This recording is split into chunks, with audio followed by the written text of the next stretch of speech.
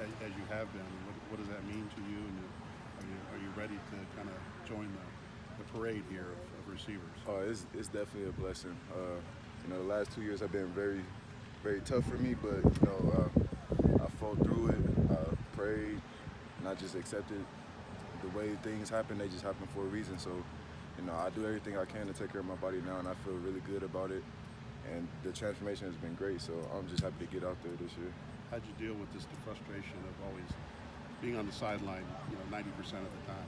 Well, at first it was just like I was kind of confused with why it was happening to me, and then I started to do some self-reflecting and some praying, and then things started to change for me. So, I owe it all to God, and I really appreciate the way things going, even though it hasn't been the way I wanted it to. What things have changed about maybe how you get ready and get your body ready and make sure that you can avoid, similar issues down the road? I spent a lot more time in the training room with Ryan Lucan working on core strength and hamstrings and groins and hand-eye coordination, just my entire body of work just to get myself ready, make sure I'm doing my part to stay on the field. How would you describe yourself as a receiver? If somebody to ask you to break yourself down, what your strengths are. I feel like right now I'm a very good athlete. I did come in here raw, but I like to keep it real with myself. So I work very hard, and I've transformed my game already, and I feel like I have a very high potential, and I'm excited for the future.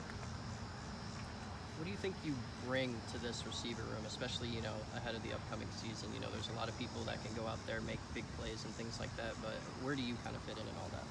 I think I'm an explosive player, but I also think I'm a smart player, I like things like triangle reads and reading fronts and all that stuff.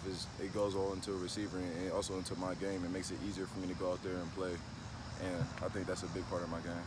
Did the time not on the field help you at all learn the playbook and give you some extra time there to figure that part out? It definitely did. When I first got here, I kind of got the playbook like this, but with the time up, I got the little details of it that made it even easier to go out there and run routes and do the right thing. What your injuries were? What?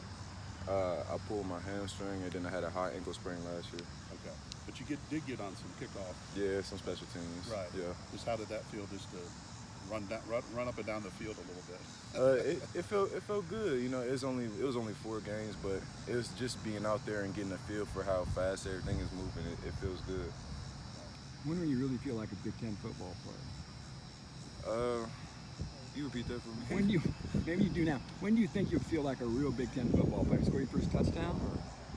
Yeah, definitely. I think when I scored my first touch, even first catch, yeah. Because it's a blessing to even be out here, and not a lot of people get to do this. So when I get my first catch, I think it'll be all real to me.